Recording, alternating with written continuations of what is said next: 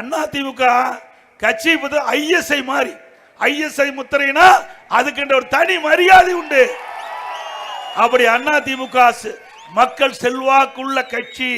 அதே நேரத்தில் திமுக ஓரணியில் தமிழ்நாடு என்று அவர் அவ்வளவு வயதிலையும் உங்களோட போய் கதவை தட்டி எங்க கட்சியில சேர்ந்துக்குங்க, எங்க கட்சியில சேர்ந்துக்குன்னு பிச்சை எடுக்கிறீங்க. நீங்க எங்க பத்தி விமர்சனம் செய்துக்கு என்ன அருகதை இருக்குது?